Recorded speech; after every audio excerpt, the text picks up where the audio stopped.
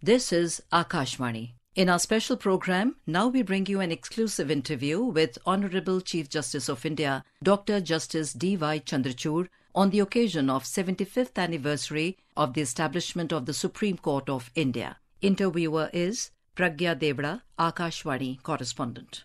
The Supreme Court of India is in its 75th year of establishment. In this context, it is important that we discuss about the challenges and initiatives regarding the judiciary. To discuss about the various aspects relating to the judiciary, we have with us the Honorable Chief Justice of India, Dr. Justice D.Y. Chandrachud with us. Welcome to Akashvani, sir. Thank you very much and namaskar to all. To begin with, I would like to know your memories of All India Radio. During your growing up years, you've heard All India Radio, which must have left lasting impressions. So if you could share with us some of your memories, your association with Akashvani and the role it has played in your life. Well, I came to the studios of Akashvani first as a 19-year-old who was in college. But my association with All India Radio goes much earlier than that. For one thing, I was always listening to the news, which was a family tradition. So I still remember listening to the English news in those days. The newsreader at 9 o'clock for the news used to be Pamela Singh, Lotika Ratnam, Borun Haldar. These were the icons of that era. I still remember listening to the news in Hindi, which used to precede the English news. And the famous voice was that of Devkinandan Pandey. In fact, he would say, in a very deeply resonating voice, he would say, "Ye Akashvani hai. Ab aap samachar suniye Devkinandan Pandey se." And then you had this very delicate voice of Pamela Singh and Lotika Ratnam, very immaculate voice when they would say, "This is All India Radio, the news read by Lotika Ratnam." And then I would listen to the Sanskrit news every morning with my parents. They say, "Yam Akashvani Samprati Varta Shruyantam." So those words are in that sense so vivid in my memory. But going to my own personal association with All India Radio, my mother was a classical musician who had trained under Gana Saraswati Kishori Amonkarji. So I have visited these studios in Mumbai with my mother as a young 3rd standard, 4th standard child for her recordings. When I came to Delhi in 1972 and joined college later on in 1975, I was told that, I could audition for Akashvani. And I started doing programs both in Hindi as well as in English. I used to do a lot of programs in Hindi. I remember my first program so vividly even now. It was on what is called the Anavarat Yojana, that is the rolling plans under the 5-year plans then in implementation. And I did a lot of programs in Hindi. I did Western music for All India Radio in those days. So I used to be the disc jockey for several Western music programs. But above all, I'd like to mention 2 individuals who really mentored me as a young person. One was Kamla Shastri, who used to supervise us for the Hindi programs. And the other was, of course, Usha Puri, who was our mentor and who used to do a lot of work with us in the English music programs. But what they did was really they helped us mentor into people who could speak on the radio. Most of it was live radio in those days. And they taught us voice modulation, the ability to be precise, to do your research in advance. So the learning lessons which I received from All India Radio were not just confined to the studio, but they were learning lessons of life which I learned from them. And to this day, I look upon my association with All India Radio with so much of gratitude because it helped me shape my own career, my own personality, and to perhaps lay the groundwork for a public life in service of the nation. That's really interesting, sir. You eventually went on to become the judge of the Bombay High Court, the Chief Justice of the Allahabad High Court, and then you were the judge of the Supreme Court and now the Chief Justice of India. The ECourts Project has been implemented throughout the country, which aims at transforming the judicial system through information and communication technology. So what has been your experience? How have you seen the judicial system transform over these years, and what more needs to be done? The judicial system really which we inherited from the British was a system based on colonial laws and colonial procedures. And ever since the year 2007, I think the judiciary made a very conscious effort to incorporate technology in its functioning. And the impact of the ECourts project has been so significant, particularly during and after COVID. COVID would have meant that we would have had to shut down our courts if it were not for the benefit of technology. But we had a robust infrastructure in place which we used effectively in COVID for virtual hearings. We used the existing infrastructure consisting of our desktops, video conferencing platforms, the inbuilt cameras, and what initially emerged as an immediate response to COVID has now taken shape very firmly in the judicial system. We have adopted technology, I must emphasize, as a citizen-centric service. The idea of technology is not to create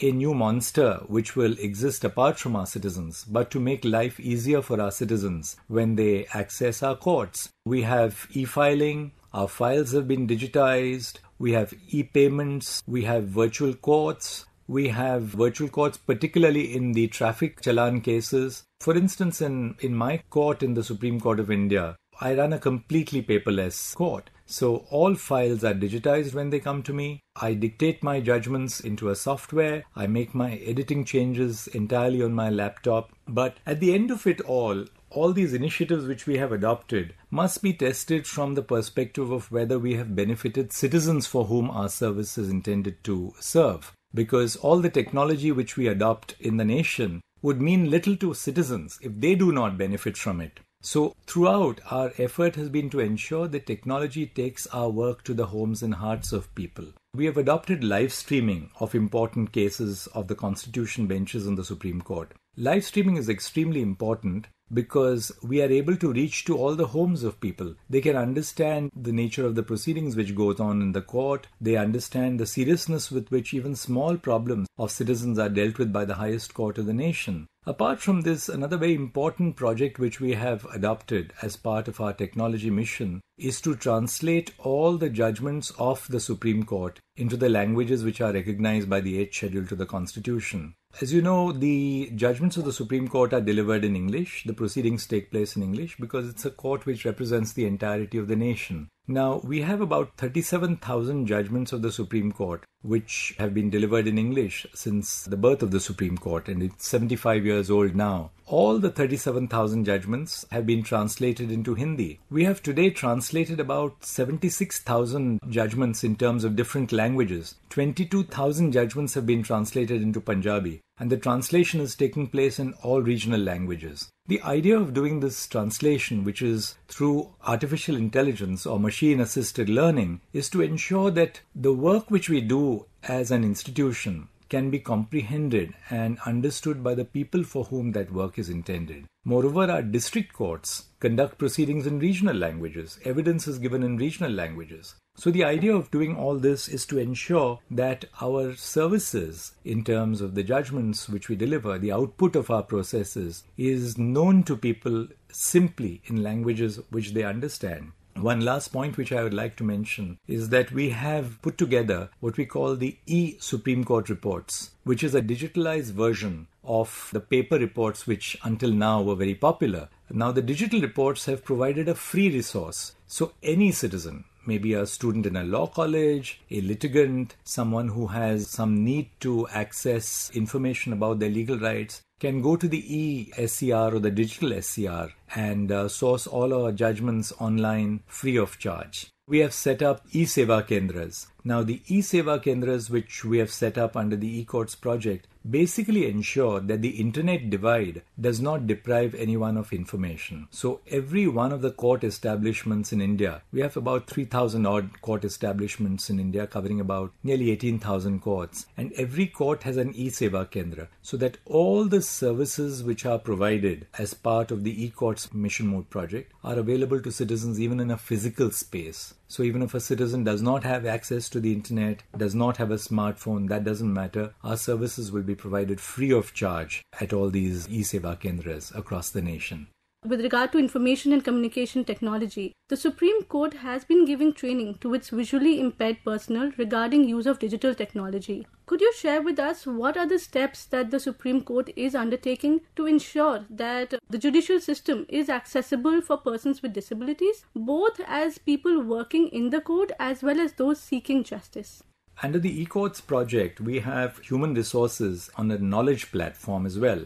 Now, what we have done is that we have people with disabilities and who are working across India. The first important thing was to train these people, the members of our own staff who work in our establishments. So we've been conducting training programs across India as part of our annual calendar to first and foremost equip our staff and to ensure that they do not remain in the back offices, but they are dignified members of the workforce. The second thing that we have been able to do is that we conducted in the Supreme Court an accessibility audit of the premises of the Supreme Court. And this involved very broad-based stakeholder consultation of people who are domain experts on disability and various forms of disability who came, examined and assessed the premises of the Supreme Court and told us what more we have to do. So a simple example which I can give you is that we have set up a one-point contact desk. So any litigant who enters the Supreme Court goes to that one-point desk where every kind of service or question which needs to be answered would be made available in terms of information to them. We have set up tactile paths for persons with visual disabilities to access the Supreme Court better. For a very long period of time, simple things like our websites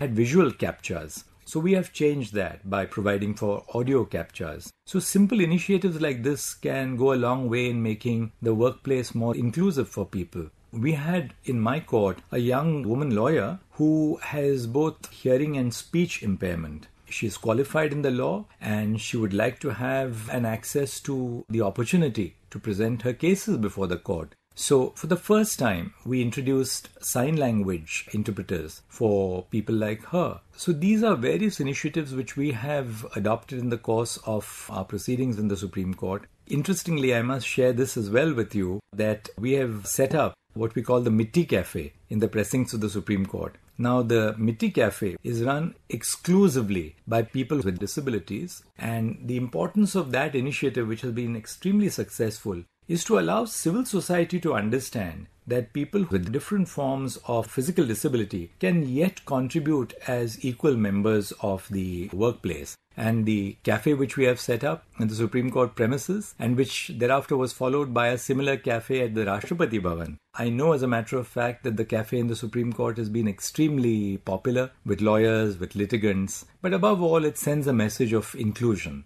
consistent with the principles of reasonable accommodation under the Rights of Persons with Disabilities Act 2016.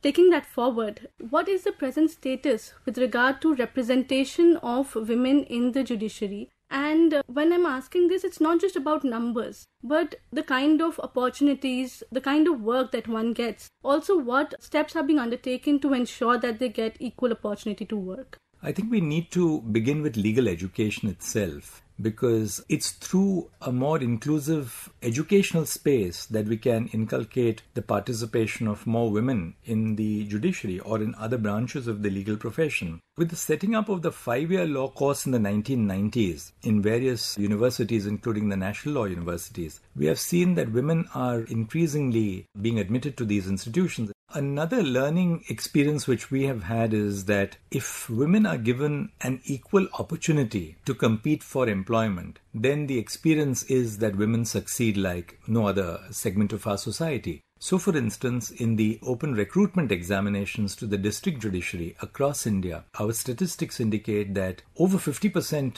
of the recruits are women. In some states, the recruitment of women at the lowest levels of the judiciary, from where they will rise over a period of time, has extended to 60% or 70%. These are remarkable statistics which are being replicated across India, and not just in 1 or 2 states. And this indicates that with the spread and growth of women's education in India, more and more women are now entering into the legal profession. And that trend has to be really bolstered by ensuring that we create adequate opportunities for women throughout their career. So women typically perform multifold responsibilities in most of our homes. Now, what we have to do is to ensure that we retain women even at a time when they have these manifold responsibilities to perform. And video conferencing, for instance, which we have introduced as part of our hearing process in the Supreme Court, in the High Courts, in the district judiciary, has been a very important source for providing mobility and inclusion for women. Because as opposed to spending the whole day in a court, say waiting for a case to reach, a woman who has a small child can as well work from home.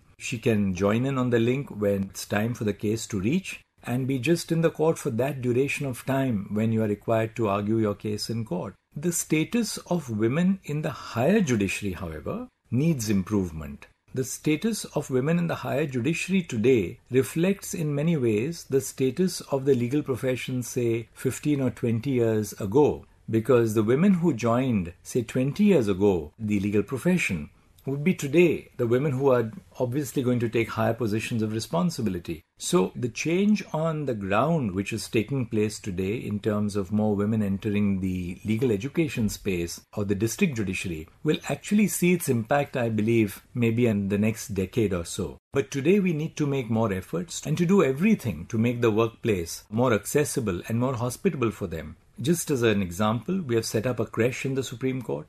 Our creche in the Supreme Court can accommodate up to between 70 to 100 children. It's extraordinarily popular, not only among the employees of the Supreme Court, but young women lawyers or young men lawyers who bring their little children to the creche every morning, work in the court the whole day, and then take their children home when they go back in the evening. The Supreme Court has delivered judgments which have contributed to greater inclusion of women in the workspace. I can only mention the judgment which was delivered by the Supreme Court, in the case of the grant of permanent commission to women in the armed forces. Now, as a result of that judgment, you have fighter pilots who are women in the Air Force. You have women who are guarding the borders. You have women who are on the warships today of the Indian Navy. So whether it's the Army, the Navy, or the Air Force, the judgments of the Supreme Court are making a real impact on the ground in providing for greater social mobility for women and in that sense really transforming our society for the better for the future.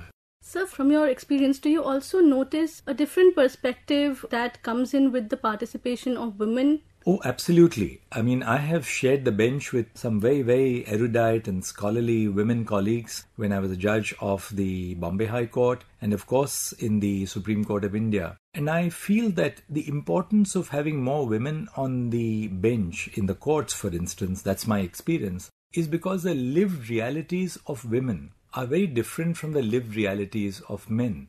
And bringing more women into the workspace ensures that these lived realities of women, they become part of the decision-making process. Because we are all conscious of the fact, and I mentioned this a short while ago, that the kind of experience which women have right from the time that they were children and they were growing up and they went to college or as early professionals varies from the experience which men have. And when women and men interact in the workplace and share experiences, I do believe it accounts for a more inclusive, a more enriching decision-making process. So it's not just about statistics of having more women in the workplace, but it's also in terms of improving the quality of the processes of our public institutions, which makes for a better institutional design and structure when more women are recruited into the workplace. Sir, with regard to, say, women in the judicial system or persons with disabilities, first-generation lawyers, how do you view the role of mentorship? Traditionally, the legal profession was not a very open system. Our society was emerging from a very feudal background, which we had prior to independence in particular, patriarchal society. Therefore, when the onset of the participation of women, it was not just enough to provide for more opportunities for women to enter the educational space, but to provide them real mentorship, information, opportunities to prove themselves. And I do believe that mentorship is crucial for women to succeed and to be accepted as equal members of the working area, of the workspace. And mentorship in that sense is also important from the perspective of creating opportunities for women who suffer from intersectional discrimination. There may be women who are not just there in the workplace as women, but there may be a woman who may be belonging to a marginalized section of society and is also physically disabled. So this is what we call in law as intersectional issues of not just gender, but when gender intersects with marginalization or when gender intersects with something like disability. And we have to therefore have a very holistic approach, and that holistic approach can be accepted only if there is adequate mentorship. But with mentorship, we also need to have greater sensitization of decision makers. And decision makers, participants in the workforce, particularly men, have to be made sensitive about the responsibilities which are cast on them. Recently, the Supreme Court brought out a handbook on gender And that handbook on gender, in very simple terms, explains why certain terms or certain forms of discourse in regard to women is simply not acceptable. Why were certain terms not gender neutral? And why are certain terms extremely pejorative to gender? So we have provided for explanations in very simple terms and alternatives in the gender handbook. So this is all about spreading greater awareness, sensitization, and in that process providing also mentorship to women.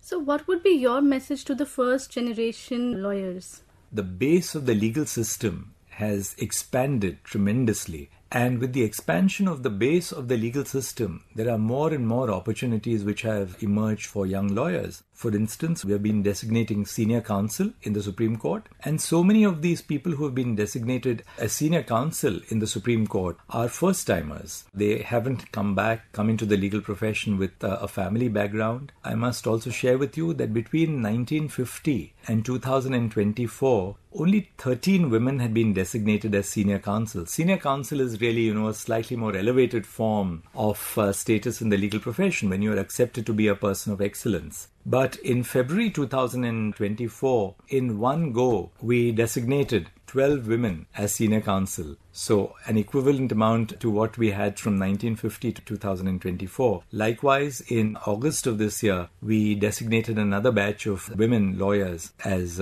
senior counsel. So what I want to emphasize is that for first-timers, it's important to be committed and dedicated to the legal profession. This is a difficult profession in the sense that you can't cut corners. And the foundation which you lay in your initial years in the legal profession is what keeps you in good stead throughout your careers. And there are always ups and downs in a profession. Because unlike, say a salary job, you don't take home a salary at the end of the month. Initially, the amount which you make at the end of your first month in the legal profession may not be very high. Therefore, I think it's important while first-timers are encouraged to hang in there and to put in hard work and be sincere in the work which we do, equally, I think our structures must change as well. For instance, lawyers must learn how to pay proper wages, proper salaries, proper emoluments to young lawyers who enter their chambers. Because there is a perception of lawyers that, youngsters come to your chamber to learn.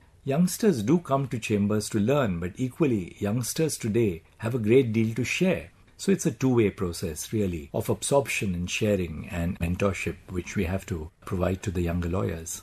Talking about access to the judicial system, specifically for the marginalized segments of our society, from your experience, how do they understand and navigate the rules, the procedures, the laws? And how can we make a common person, including people from marginalized segments of our society, more aware about the judicial system, the redressal mechanisms available? The first step is demystification. Because for too long, the law has really remained as a discipline which is not easy to comprehend for ordinary citizens, and more so for people belonging to marginalized segments of our society. So the first and most important step that needs to be taken, and which is being taken, is to simplify not just laws, but simplify procedures, make them user-friendly. The second, I think, is to create awareness. For instance, we find a large number of under-trials belong to marginalized segments of society. Now, those under-trials may not have an awareness of their legal rights, of the legal aid which is available to them. So that is, again, a very crucial endeavor, which is that the law and judicial services must reach out to these people, as opposed to requiring these people to reach out to the judicial institution. Much of the work which we have done in terms of technology is about spreading awareness. Well, apart from that, there are various other initiatives which can be taken. For instance, one initiative which we have adopted recently in the Supreme Court is to have a special Lok Adalat. Now, the purpose of the special Lok Adalat, which we held in the month of August 2024, was to provide very simple and flexible solutions to the problems faced by common people. It may be somebody who is, facing a check dishonor, somebody whose relative was injured or killed in a motor accident and is waiting for compensation. Now, many of the people who seek these reliefs do belong to the marginalized strata of society, or maybe a student who was applying for admission. Just a couple of weeks ago, I had the example of a Dalit student who was not able to gain admission to college for the simple reason that, he was not able to complete the online procedures on time. I've had cases of a student applying for admission to an IIT, for instance, whose father was a daily wage laborer, but who couldn't pay the fee of 17,500 by the cut-off time. That is where I believe we as judges owe a duty to ensure that we do not allow the technicalities of the law to get the better of justice. In this particular case, I said that, we must create a seat for this young student who was admitted to IIT Dhanbad. So there are a lot of these students who have tremendous talent. There's a great amount of talent in the country which cuts across social strata. And I think the legal system in particular has a huge responsibility in terms of creating structures, in creating remedies, and providing relief to citizens who are in need. Legal aid in particular has a crucial role to play. And I think legal educational institutions, law colleges, the universities must play a very dynamic role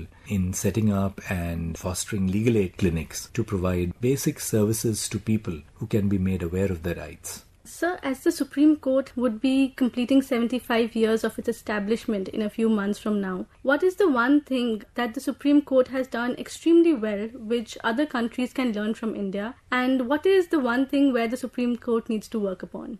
I think the key thing of the Supreme Court over the last 75 years is that it has emerged as a people's court. This perspective of the Supreme Court of India being a people's court has not been replicated by courts in other parts of the world. We stand for protecting the fundamental rights of people, whether in civil cases or criminal cases or constitutional cases, and no case for us is too small, because we understand as judges that behind every case lies a story of injustice and the expectation of our citizens that justice will be done to them. The challenge for the future, I think, is to find an answer to the arrears of cases in our courts and to reduce the time which is taken for conclusion of cases. How do we do that? I think there has to be more investment in the infrastructure of courts. The judge-to-population ratio has to be improved. The processes of the law have to be made more simple so that cases can go to trial much quicker than they can at present. And above all, to make conscious efforts through knowledge management and litigation management strategies to curb the delays in the process of the law.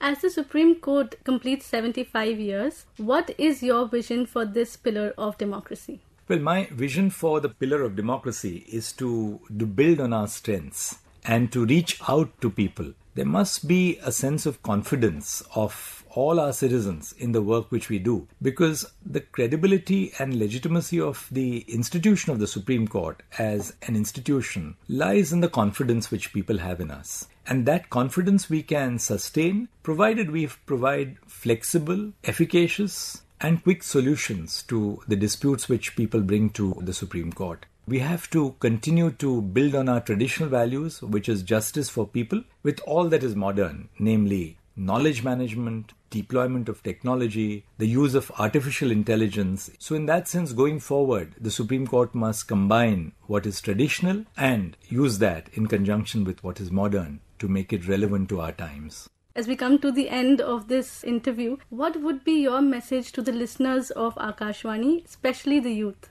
Well, my message to the listeners of Akashvani and particularly the youth is to be involved in public affairs. It's very important that each of us fulfill our duties as citizens, just as we are conscious of our rights as citizens. And I think it's important that particularly the younger generation must take greater interest in the conduct of public affairs, read extensively, share ideas, be tolerant, be accepting of people who have different views from us, to enable us to have intelligible conversations with each other. I think the ability to listen, the ability to share, and the ability to understand the perspectives of others is crucial to the society of the future. And particularly in the age of technology, when everybody has a short listening span of 10 seconds or 20 seconds, it's important that we also tell people that there is some value in the good old values of listening carefully, understanding people, and then, of course, forming your own views about particular issues.